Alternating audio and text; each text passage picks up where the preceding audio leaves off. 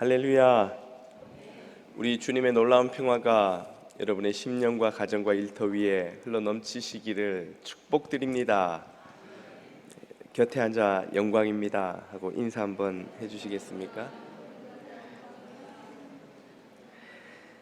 오늘 우리에게 주시는 하나님의 말씀은 마태복음 5장 27절에서 32절까지입니다. 마태복음 5장 27절에서 32절까지 말씀을 자매님과 형제님들이 한 절씩 받들어 읽겠습니다.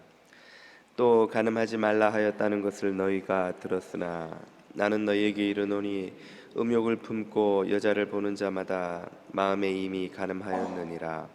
만일 내 오른 눈이 너로 실족하게 하거든 빼어내 버리라.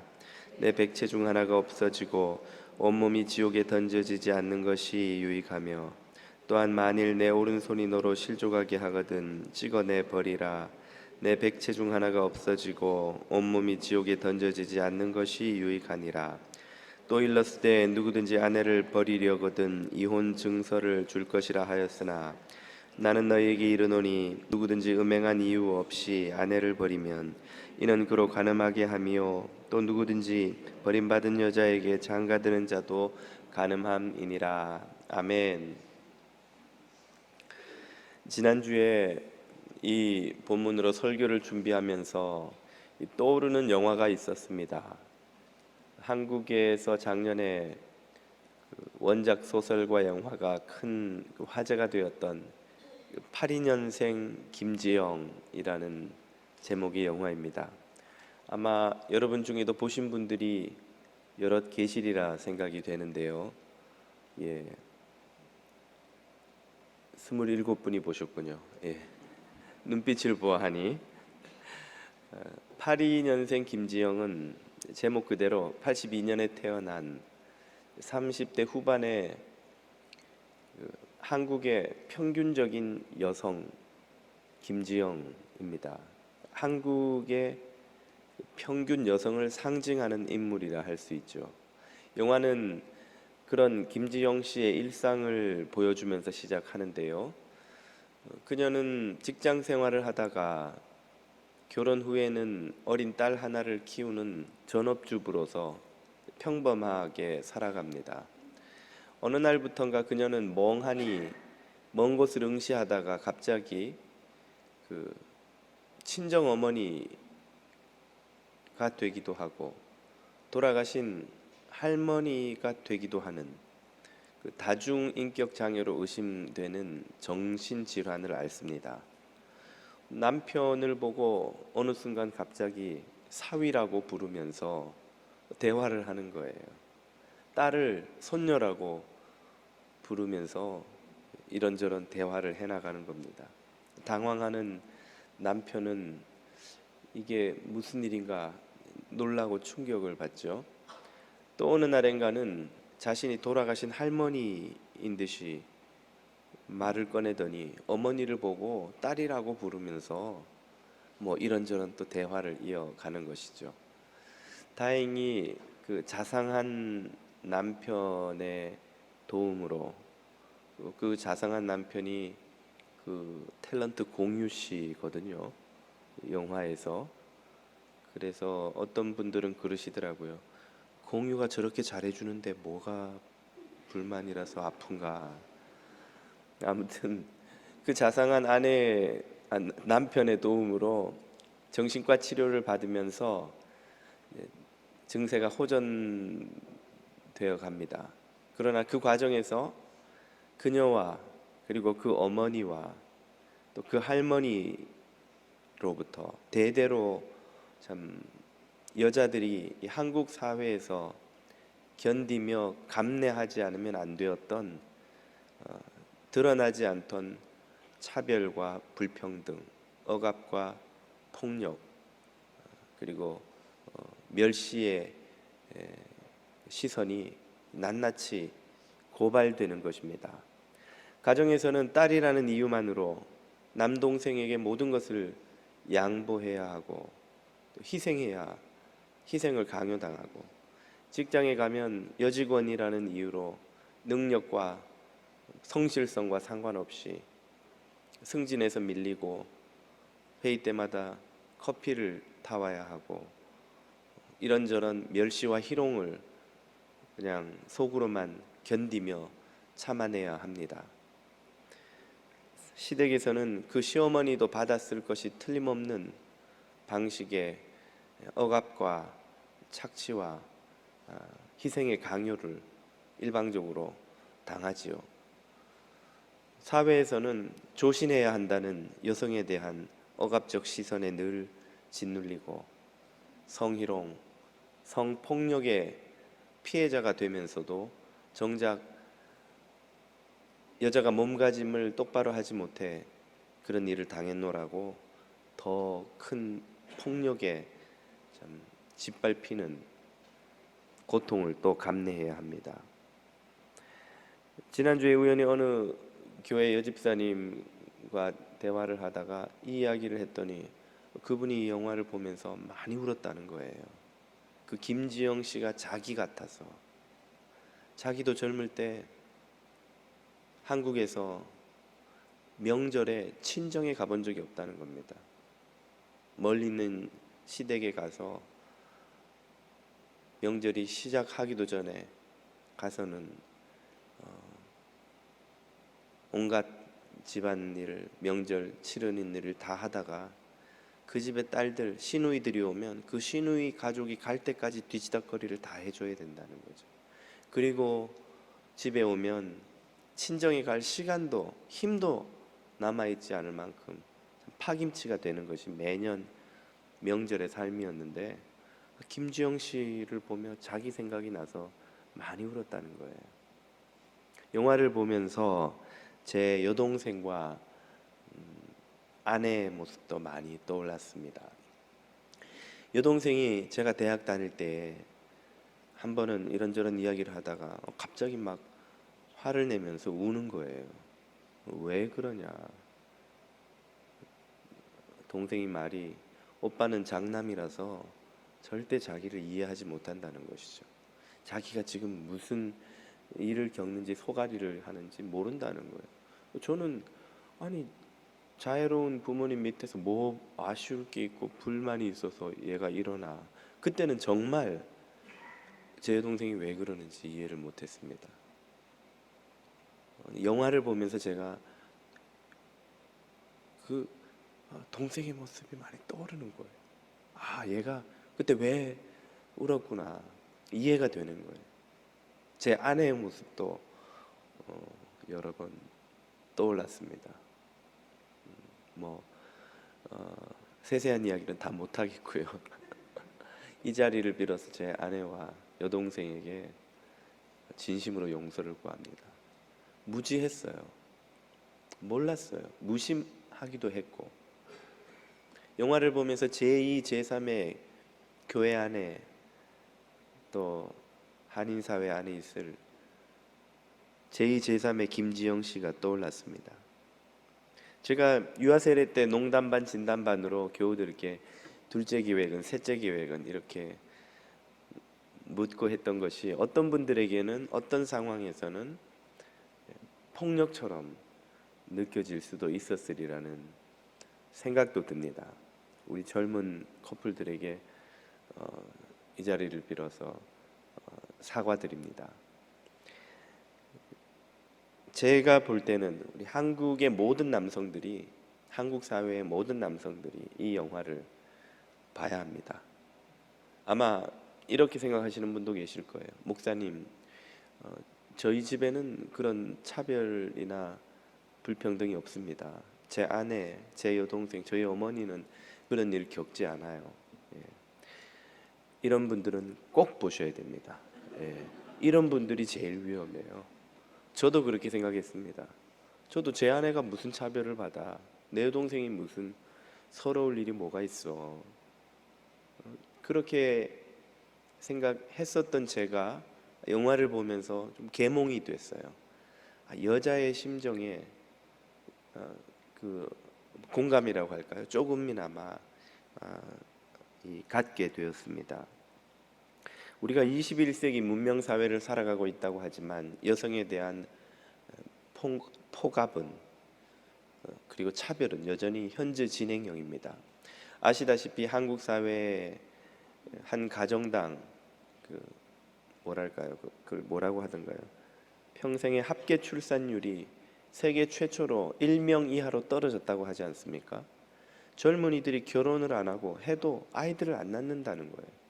우리는 젊은이들이 뭐 이기적이어서 그런 게 아닌가, 기성세대는 생각을 하곤 하지만 이 한국 사회가 여성에게 일방적으로 강요해온 희생을 이제 젊은 세대는 더 이상 말없이 묵묵히 그냥 감내하는 방식으로 받아들일 수 없는 시대가 된 거예요. 어머니는 참고 살았고 할머니는 견디며 살았으니까 너희도 이 악물고 견디고 살아라 할 수 있는 시대가 더 이상 아니라는 것이죠. 저는 이 젊은이들이 결혼을 기피하는 이유 중에 하나로 이런 여성에 대한 차별과 희생의 강요가 큰 몫을 차지한다고 생각합니다. 제3세계에서 일어나는 일들은 더 말할 것도 없죠. 지금도 지구 반대편 어딘가에서는 단지 여자라는 이유만으로 축구장에, 공연장에, 사람들이 모이는 곳에 출입도 할 수 없고, 외출하려면 아버지나 남편으로부터 허락을 받아야 되고, 온몸을 가린 채 겨우 나갈 수 있고, 다른 계급의 남자와 결혼하려 한다는 이유로 끌려나가서 돌에 맞아 죽는 일이 지금도 일어나고 있어요. 성폭행을 당한 것만으로도 서러운데 가족의 명예를 더럽혔다며 아버지와 오빠의 손에 명예살인을 당해서 목숨을 잃는 여자들이 지금도 지구 반대편 어딘가에서는 있습니다. 벌건 대낮에 시내버스 안에서 성폭행을 당하고 목숨을 빼앗기는 일들이 지금도 일어나고 있죠. 선진국에서는 물론 그보다는 낫겠습니다만 여성에 대한 차별은 아직도 완전히 극복되지 못하고 있습니다.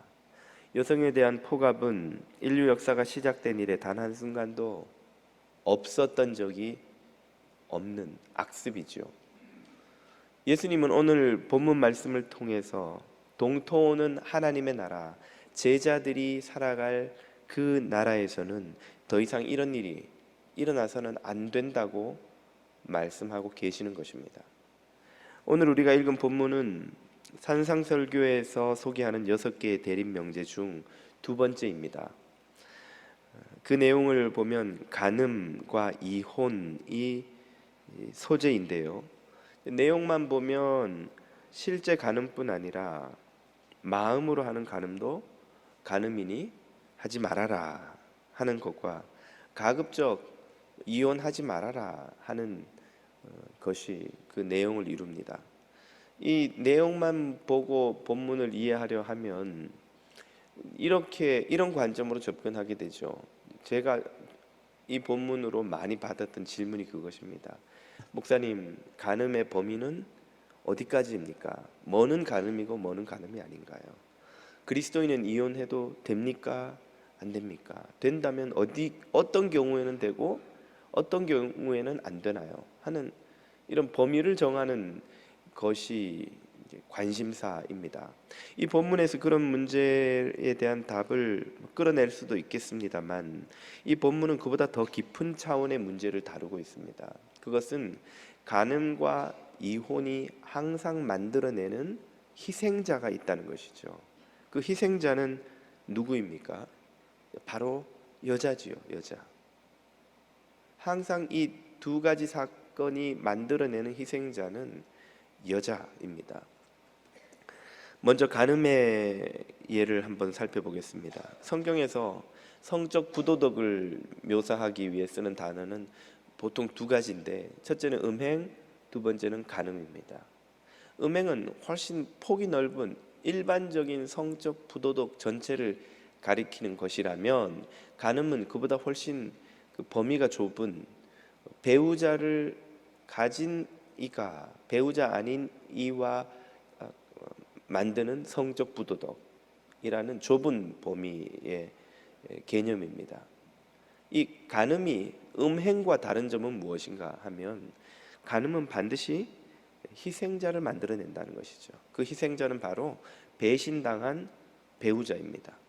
그리고 그 배우자는 대개의 경우 여자인 것이죠. 왜 그런 것인가? 오늘 본문 27절은 이렇게 말해줍니다. 27절을 다 같이 한번 읽어볼까요? 읽습니다. 시작.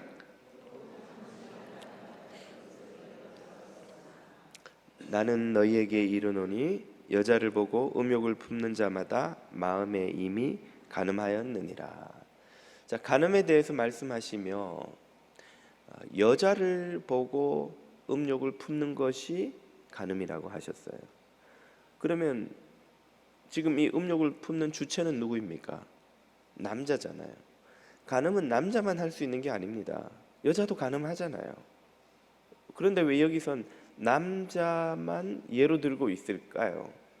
그것은 대부분 1세기 유대 사회에서 간음을 저지르는 이는 남자고 그 희생자는 여자기 때문에 그랬던 거예요. 한마디로 말하면 1세기 유대 사회는 남자의 간음을 합법적으로 보호해주는 사회나 다름이 없었습니다. 당시 율법에는 간음을 하다가 발각된 사람에 대한 처벌 규정이 나옵니다. 남자가 간음을 하다가 발각되면 그 상대 여자의 부모에게 배상금을 지불하거나 혹은 돈을 아주 많이 주고 그 여자를 내 아내로 두 번째, 세 번째 여자로 데리고 오면 됩니다. 반면에 여자가 간음을 하다가 발각되면 간음의 대상인 남자와 함께 끌려나가서 돌에 맞아 죽습니다. 남자가 간음을 하면 돈으로 해결하고 여자가 간음을 하면 돌로 해결을 하는 거예요. 이런 돌아버릴 것 같은 상황이 세상에 어디 있습니까? 남자는 돈으로 때워도 되고 여자는 돌 맞아 죽고, 이것만으로도 억울하기 그지없는데 여자가 간음을 하다가 잡히는 경우도 율법에는 상대 남자와 함께 끌려나가 돌에 맞아 죽도록 되어 있는데, 실제 현실에서는 남자는 대부분의 경우 이런저런 이유로 빠져나가고 무마되고 여자만 혼자 끌려나간다는 거예요. 성경에도 그런 예들이 나옵니다. 창세기 38장을 보면 유다가 과부가 된 자신의 며느리 다말과 자기도 모르게, 상대가 며느리인지 모르고 간음을 저지르는 사건이 나오죠.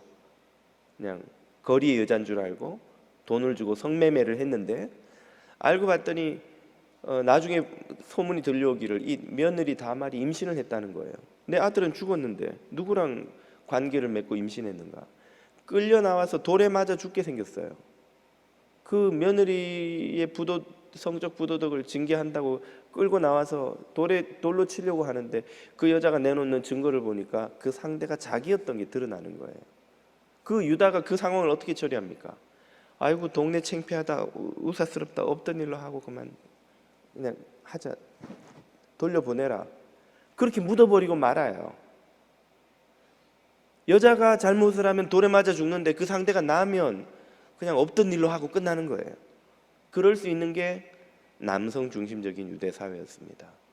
요한복음 8장을 보면 예수님 앞에 간음하다 잡혀온 여자가 끌려나와 돌에 맞아 죽기 직전에 상황에 놓이죠.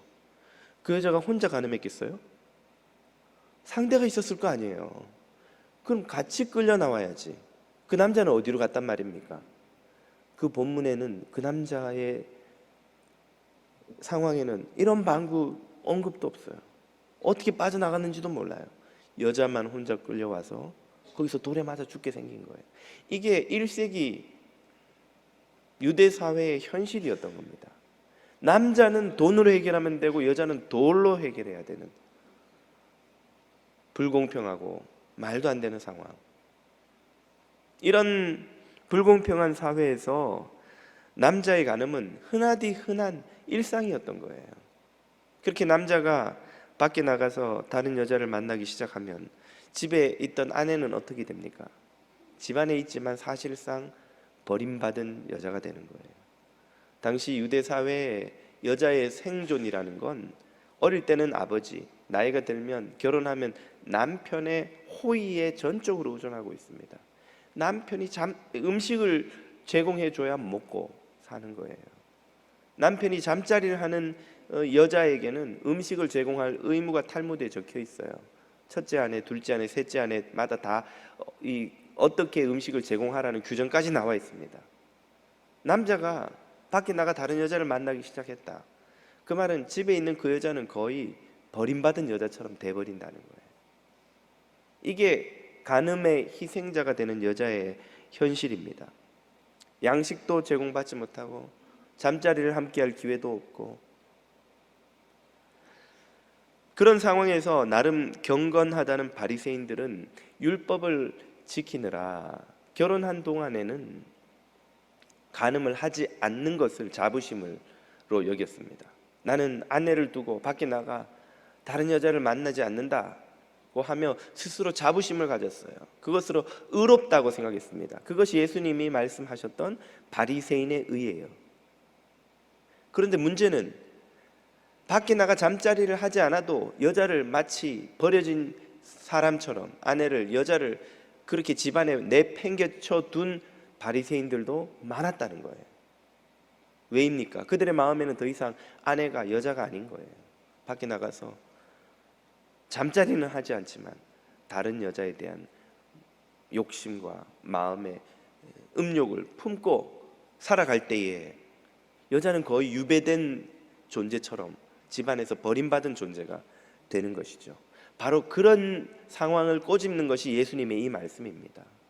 너희가 밖에 나가서 간음을 하고 다니지 않아도 마음으로 네 아내를 이미 사랑하지 않고 내팽개쳐 두고 살아간다면 마음으로 딴 여자를 쳐다보고 있다는 것만으로도 이미 간음이고, 네 아내를 사랑하지 않는 그것이 간음이라는 거예요. 네 아내를 그렇게 버려두고 있는 것이 간음이라는 거예요. 이혼의 문제에서도 마찬가지입니다. 유대 1세기 사회에서는 여자는 이혼을 요구할 권리가 없습니다. 여러분도 들으셨다시피 1세기의 여자와 아이들은 남자의 소유물로 여겼습니다.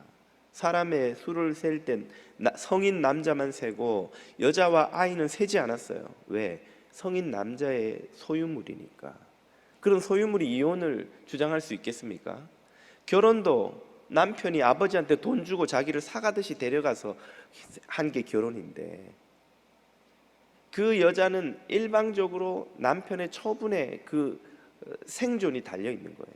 이혼은 남자만 요구할 수 있는데, 이혼의 사유가 무엇인고 하니 아들을 못 낳거나 성적으로 불성실하거나 가정일에 태만하거나 남편이 창피하게 느낄 만한 일을 하거나 혹은 남편에게 정서적인 만족을 주지 못하는 것, 이 모든 게 다 이혼 사유입니다. 이건 코에 걸면 코골이, 귀에 걸면 귀걸이죠.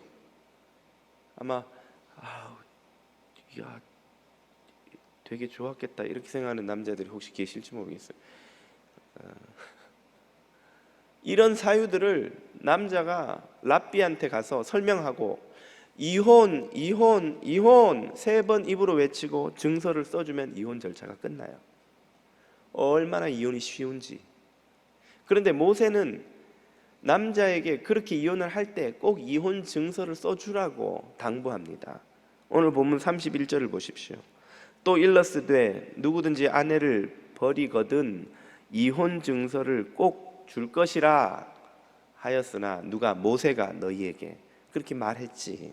모세는 왜 그렇게 요구했습니까? 이렇게 쉬운 이혼 절차조차도 거치지 않고 그냥 여자를 내쫓는 악한 남자들이, 이 대목에서는 욕을 한마디 해야 돼요. 이 쳐 죽일 인간이 말이에요. 그 이혼 절차도 안 밟겠다고 그냥 여자를 랍비에게 데려가지도 않고 집 밖으로 쫓아내는 거예요. 실증이 났다고. 그러면 어떻게 됩니까? 이혼 증서를 갖고 버림받은 여자는, 이혼당한 여자는 합법적인, 요즘 말로 하자면 돌아온 싱글이 돼요. 재혼을 할 수가 있습니다. 또 다른 남자의 아내가 되어서 살아갈 수가 있어요.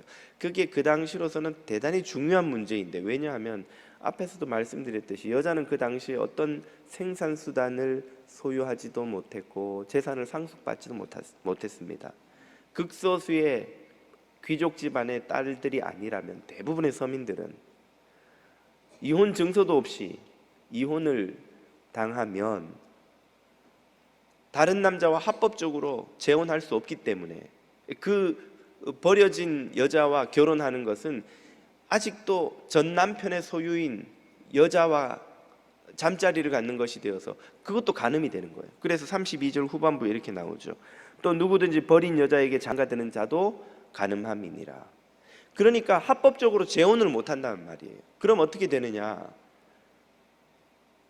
먹을 것과 잘 곳을 제공받지를 못하는 거예요. 여자가 살아갈 길이 없는 거예요. 그러면 젊은 여자는 생존을 위해 몸을 팔 수밖에 없고, 나이 든 여자는 그것도 안 되니 거리에서 구걸하며 살아가야 되는 거예요. 얼마나 비참한 처지에 내몰리게 됩니까? 그러니까 모세가 이 악한 남편들에게 여자를 버리려거든 제발 이혼 증서라도 써서 버려라. 그래야 그 여자가 재혼을 해서 먹고 살 길이 열리지, 누군가의 아내가 되어서 보호를 받을 수 있지. 안 그러면 저 비참한 상황에 내팽개쳐지는데, 그러면 안 되지 않느냐. 최소한의 배려라도 해 주어라 하는 것입니다. 이혼에서도 일방적인 희생자는 누구입니까? 여자인 거예요. 여자. 예수님은 이런 상황에서 무엇을 요구하시는 겁니까? 이 간음과 이혼의 사례를 드시면서 여성에 대한 폭압과 착취가 일상화되어 있는 이 세상에서 여성에 대한 남자의 이기심을 버리고 사랑과 존중의 태도를 회복해야 된다고 말씀하시는 것입니다. 그 방법으로 첫째, 아내에게 충실하라는 것이죠. 29절 30절을 보십시오. 만일 너의 오른 눈이 너로 실족하게 하거든 빼어내 버리라. 내 백체 중 하나가 없어지고 온몸이 지옥에 던지지 않는 것이 유익하며, 또한 만일 내 오른손이 너로 실족하게 하거든 찍어내 버리라. 내 백체 중 하나가 없어지고 온몸이 지옥에 던지지 않는 것이 유익하니라. 여기서 소개되는 눈과 손은 무엇입니까? 눈은 아내만을 바라보아야 하는 눈인 것이죠. 손은 아내의 손만 잡아야 하는 따뜻한 손인 것이죠. 그 눈이 다른 여자를 훑고 있고 그 손이 다른 여자의 손을 잡으려 할 때에 그것만으로도 이미 간음이라는 거예요. 네 아내에게 충실하지 못한 그것이 간음이라는 거예요. 다른 여자와 잠자리를 하지 않아도 네 마음이 이미 네 아내를 떠나서 다른 여자를 향해 이곳저곳을 헤매고 있다면 그것이 이미 간음이라는 거예요. 이 간음의 예를 통해서 예수님이 하시는 말씀은 너의 아내에게 충실하라는 거예요. 네 눈을 아내에게 돌려주고 네 손을 아내에게 돌려주라, 그 말이죠. 둘째로 아내에 대한 책임을 다하라는 말씀입니다. 32절을 보십시오. 나는 너희에게 이르노니 누구든지 음행한 연고 없이 아내를 버리면 이혼 증서를 써줬다 할지라도, 여기 문맥을 밝히자면 그런 것이죠. 이는 저로 간음하게 함이요 또 누구든지 버린 여자에게 장가 드는 자도 간음함이니라.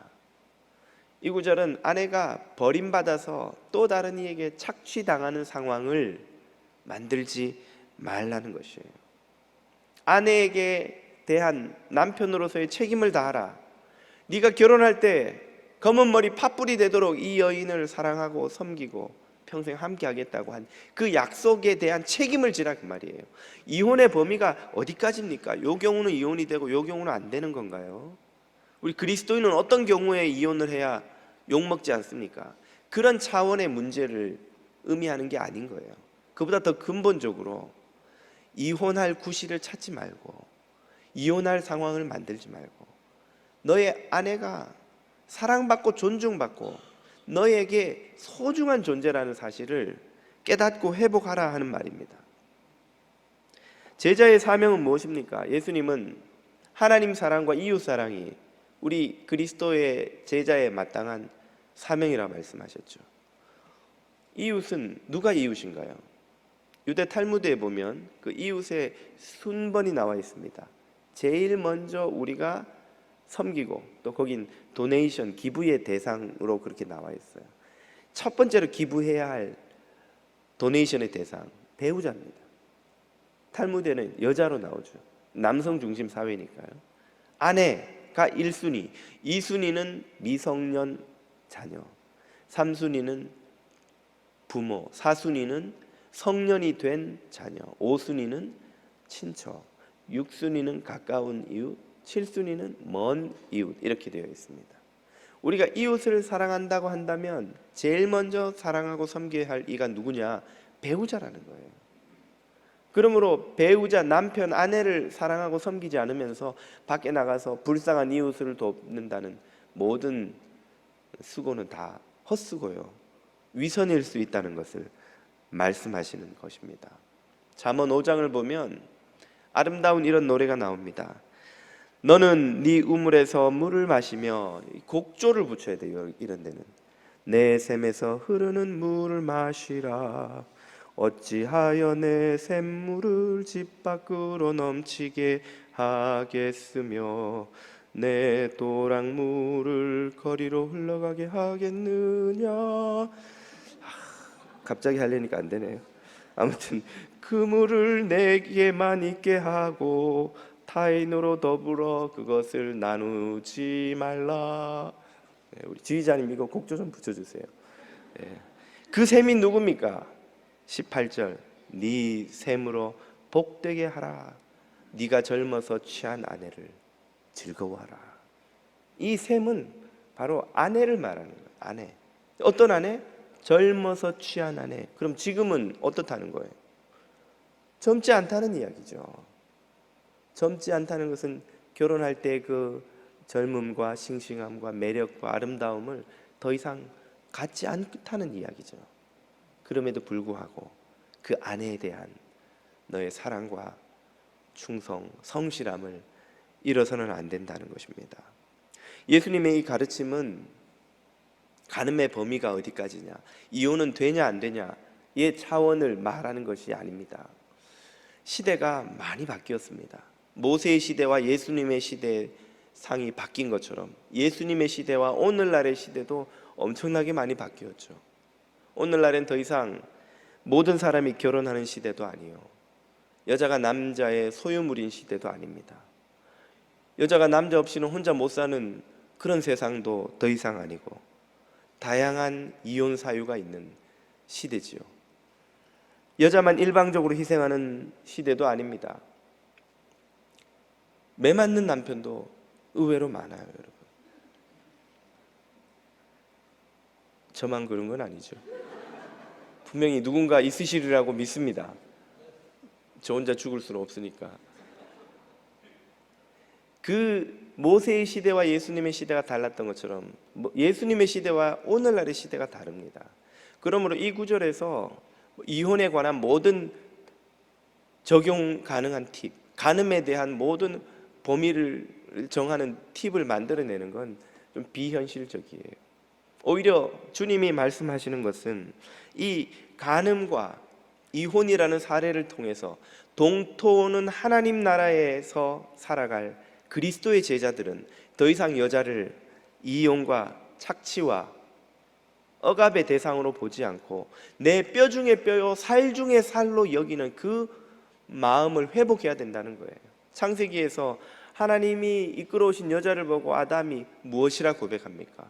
이는 내 뼈 중에 뼈요 내 살 중에 살이로다.